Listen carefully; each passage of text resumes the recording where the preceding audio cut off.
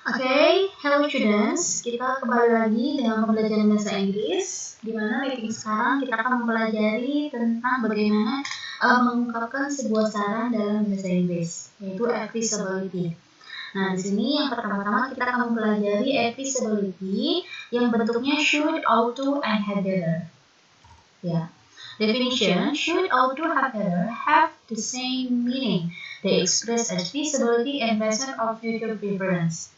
Di mana should, ought to, and had better mempunyai makna yang sama. Maksudnya should, ought to, and had better itu bisa diartikan menjadi kata seharusnya kalau dalam bahasa Indonesia. They express advisability in present or future preference. Jadi penggunaan should, ought to, and had better itu digunakan untuk memberikan saran kegiatan atau sesuatu yang harus dilakukan di masa kini atau di masa yang akan datang. Misalnya ada kata I should go to my mother's house. Nah, itu kan saya seharusnya pergi ke rumah ibu saya. Itu kan itu adalah sebuah advice atau sebuah saran di mana kalian disuruh untuk pergi ke rumah ibu kira-kira sekarang atau di masa yang akan datang. Itu bentuk dari should, ought to, and had better. Nah, untuk cara membedakan penggunaan should, ought to, and had better. Nah, di sini misalnya penggunaan should expresses one advice by giving option to another person. Di sini should digunakan untuk memberikan sebuah saran kepada seseorang sebagai sebuah pilihan. Nah, bedanya dengan auto itu expresses quick advice, option, or solution used in problem solving.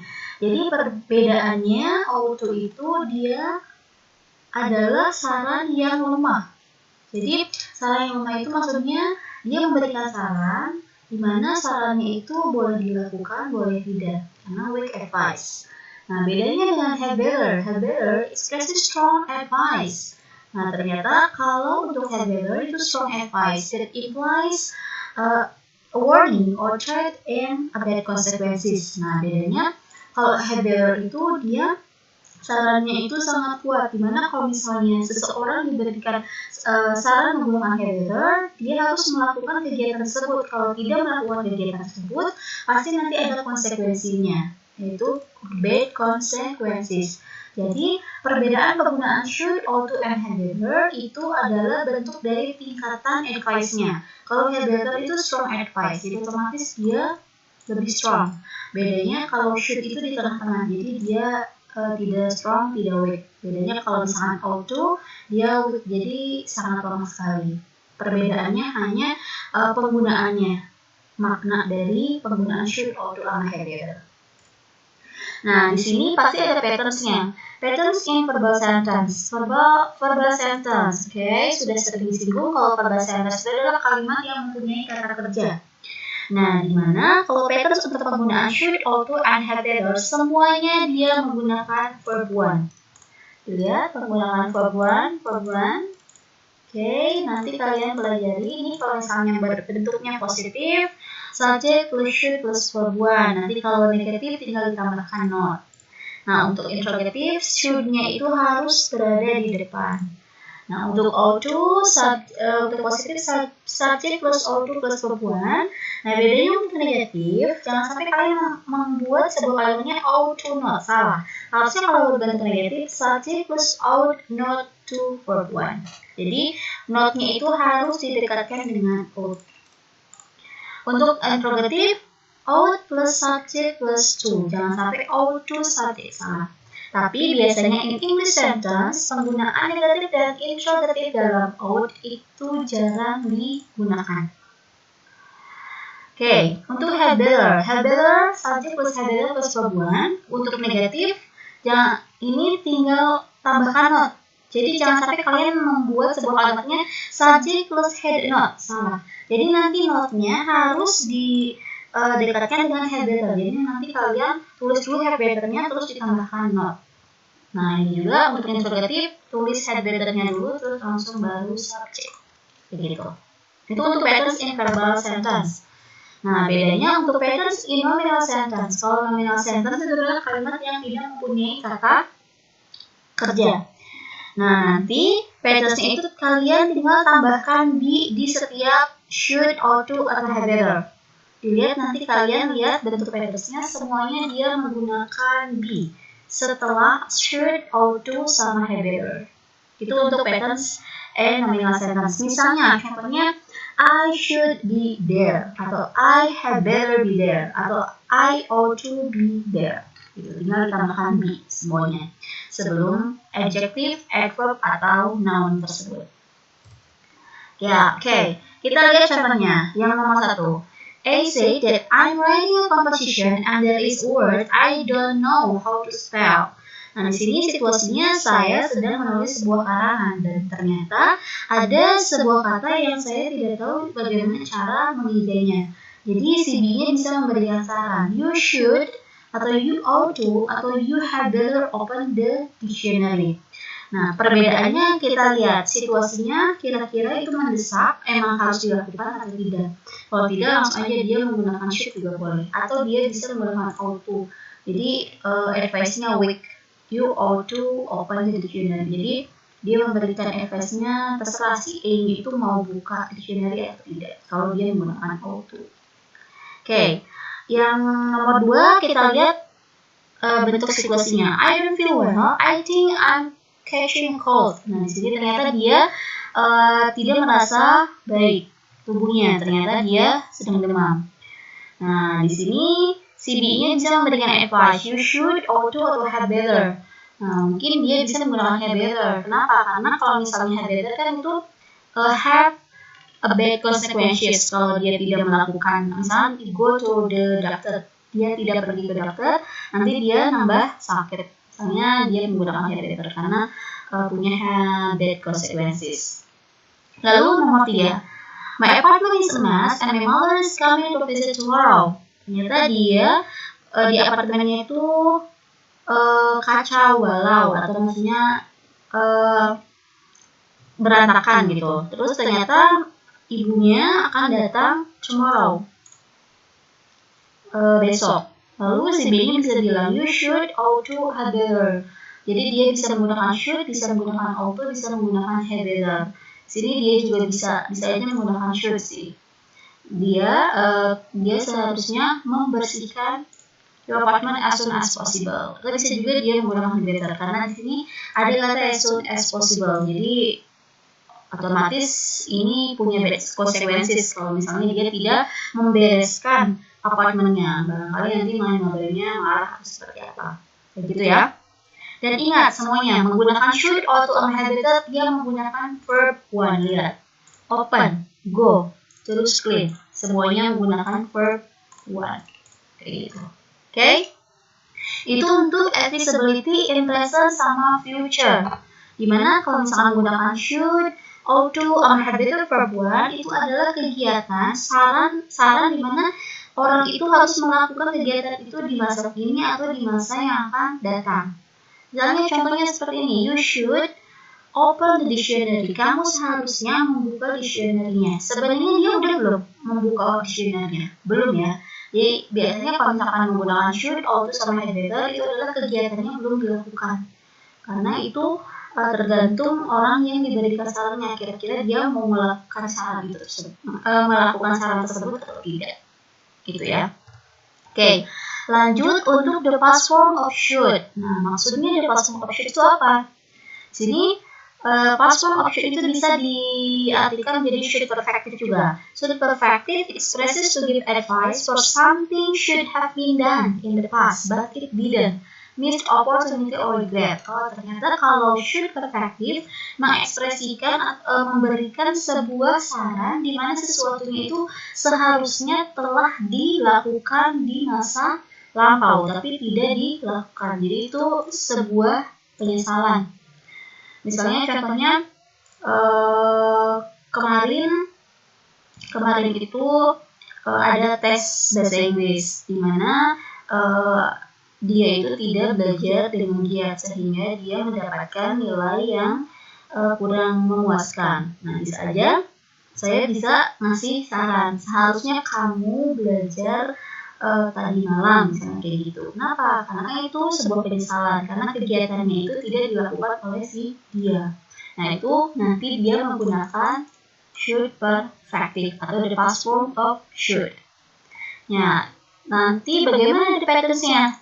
Ada verbal, ada nominal. Untuk verbal, di mana bentuknya seperti subject plus should have verb 3. Ternyata untuk patterns-nya itu menggunakan should have verb 3. Nah, untuk negatifnya, not-nya harus didekatkan dengan should. Subject should not have verb 3. Shouldn't bisa disingkat. Jangan sampai kalian membuat sebuah kalimatnya subject should have not. Salah, harusnya should not have verb 3. Untuk interrogatifnya should plus subject plus have verb 3. Semuanya menggunakan verb 3. Untuk nominal, kalian tinggal tambahkan been. Should nanti subject plus should have been. Nah, nanti langsung adjective atau noun. Untuk negatifnya subject should not. Nah, not-nya harus didekatkan dengan should. Subject should not have been atau subject shouldn't have been. Misalnya, I should have been there. I should not have been there. Itu untuk nominal. Diingat ya, bedanya kalau misalnya yang tadi yang present sama future menggunakan verb 1, kalau di sini untuk yang past form dia menggunakan verb 3. Nah, misalnya ada sebuah situasi seperti ini. Nomor 1. I had a test this morning. I didn't do well on the test because I didn't study for it last night. Nah, di sini udah dibahas tadi sebelumnya. Sudah saya singgung. Nah, ini dia menyesal karena dia tidak mengerjakan tesnya dengan baik karena dia tidak belajar last night. Nah, jadi bisa itu kan sebuah penyesalan. Jadi bisa membuat should perfective. Ingat menggunakan should have verb 3. I should have studied last night. Saya seharusnya belajar tadi malam. Sebenarnya dia belajar apa enggak? Enggak ya. Nah, jadi sebuah penyesalan biasanya kalau sebuah penyesalan itu bentuk kalimatnya itu bertolak belakang dengan bentuk soalnya. Should have studied itu adalah bentuk dari verb 3. Gitu. Oke, contoh nomor 2. We went to a movie but it was a waste of time and money. Di sini dia pergi ke bioskop tetapi itu menghabiskan banyak waktu dan uang. Jadi itu dia menyesal karena dia pergi ke bioskop.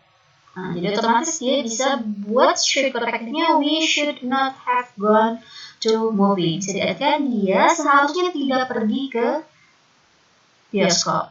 Nah, gitu ya. Oke, nomor 3. I have my aunt to carry the boxes that makes my bag hard. Nah, di sini saya membantu bibi saya untuk membawa box yang membuat pinggang saya sakit. Nah, di sana kan sedang jadi dia menyesal membantu bibinya untuk membawa box tersebut. Nah, di sana bisa membuat should perfective-nya. Jadi, I should not have carried the heavy boxes. Nah, di sana bisa diartikan saya seharusnya tidak membawa boxes yang berat. Nah, itu kan sebuah penyesalan. Kayak gitu. Oke, lihat exercise-nya. Exercise fill in the blank whether it uses should, ought to, had better, or should have. Ini ya, dia menggunakan verb 1. Bedanya kalau yang should have, dia menggunakan verb 3. Oke, nah dilihat nanti dari soal biar nanti kalian bisa membedakan penggunaan yang verb 1 sama ketiganya. Diingat, kalau yang menggunakan verb 1 itu adalah kegiatannya itu belum dilakukan oleh si pelakunya. Dimana kalau belum dilakukan otomatis nanti dilakukan di masa kini atau di masa yang akan datang. Bedanya untuk yang should have itu adalah kegiatannya sudah dilakukan karena itu sebuah penyesalan. Coba kita lihat contohnya. The chicken shop is ready to serve. I think you blah blah turn off the stove. Oke, kira-kira dia I think you blah blah turn off the stove. Saya pikir kamu seharusnya mematikan kompor. Kira-kira dia udah belum mematikan kompornya? Coba lihat kalimat sebelumnya. The chicken soup is ready to serve. Sup ayam baru saja atau sudah siap dihidangkan. Kira-kira sudah siap dihidangkannya kapan? Now, sekarang ya. Jadi otomatis ini dia menggunakan verb one. Kenapa? Karena bentuknya di sini ini bukan penyesalan, tapi sebuah saran yang harus dilakukan di masa kini atau di masa yang akan datang. Jadi di sini dia menggunakan should, ought to, atau had better. Saya di sini menggunakan had better. Kenapa? Karena mempunyai bad consequences. Jadi di sini misalnya I think you had better turn off the stove. Kayak gitu. Saya kasih tandanya pembuat atau ketiga ya. Nanti kalian tinggal melengkapi aja. Should, ought to, had better, atau should have. Oke, nomor 2. The party is tomorrow evening. You blah blah wear the new dress. Di sini the party is tomorrow evening. Nah, ternyata partinya kapan? Tomorrow evening. Besok. Nah, ini udah jelas. Besok dia otomatis dia melakukan kegiatan yang akan datang. Jadi dia menggunakan verb one. Tinggal kalian lihat pakainya should, ought to, atau had better. Bisa aja saya pilihnya you ought to wear the new dress misalnya. Kenapa? Karena misalnya terserah dia, kira-kira dia mau pakai new dress atau old dress gitu. Misalnya dia pilihnya week advice. Jadi di sini misalnya you ought to wear gitu. Oke, nomor 3. The room is full of lies. He blah blah blah opened the window 2 hours ago. Nah, ruangan ini penuh dengan serangga atau penuh dengan nyamuk. He blah blah blah opened the window 2 hours ago. Di sini udah jelas nomor 2 hours ago. Jadi otomatis dia sudah membuka Windows-nya 2 jam yang lalu. Jadi otomatis dia menggunakan verb 3. Ingat di sini ada not, di sini ada open. Should have. Nah, di sini bentuk negatif dari should have. Jadi not-nya harus didekatkan dengan should. Jadinya he should not have opened. Open-nya diubah menjadi verb 3. Kayak gitu. Lalu nomor 4. It's so cold now. Blah blah blah, I share the blanket with my roommates. Ingat di sini dia bentuknya interrogative. Jadi nanti bentuk ininya harus di depan ya untuk auxiliary-nya. It's so cold now. Ini dingin sekali sekarang. Oh, ini udah jelas pasti dia harus menggunakan verb one karena ini kegiatannya sekarang kan. Nah, tinggal dia menggunakan should, ought to, or had better. Bentuknya interrogative. Jadi nanti ininya auxiliary ininya harus di depan. Misalnya dia menggunakan should, jadinya should I share the blanket with my roommate. Gitu. Oke, lanjut di nomor 5. She got into a lot of trouble. She blah blah blah not tell a lie to us. She got into a lot of trouble. Artinya dia mempunyai banyak masalah. Kapan punya banyak masalahnya? Di sini ada got. Dia menggunakan verb 2. Jadi otomatis itu adalah sebuah penyesalan. Pasti dia menggunakan verb 3. Ada not, ada tell. Oh, ini bentuk negatifnya. Jadi di sana she should not told a lie to us. Gitu. Kenapa dia told? Karena si tell-nya harus berubah menjadi verb 3. Kayak gitu. Oke, selanjutnya nomor 6. I overslept my alarm clock. I overslept this morning. Saya tidur kelamaan this morning. Pagi ini, otomatis itu kegiatannya sudah dilakukan. Jadi dia menggunakan verb 3. Kalau ketiga should have. Jadinya I should have said. Verb 3 dari said. Jadi I should have said. Oke, kayak gitu ya. Jadi nanti kalau misalnya ada exercise seperti ini, kalian lihat dulu kalimatnya, situasinya kira-kira itu adalah kegiatannya sudah dilakukan apa belum. Kalau belum dilakukan, nanti pasti kalian pilihnya should, ought to, or had better. Nah, kalau misalkan yang sudah dilakukan, dia menggunakan should have. Kenapa? Karena itu bentuk dari sebuah penyesalan. Kayak gitu ya. Ingat, kalau should, ought to, and had better menggunakan verb 1, kalau should have menggunakan verb 3. Gitu. Nah, ini ada exercise lagi, dia give advice using should perfective. Kalau menggunakan should perfective itu dia menggunakan verb 3. Should have verb 3. Nah, jadi nanti kalian disuruh membuat sebuah advice, advice regret, sebuah penyesalan berbentuk advice. Coba kita lihat dulu.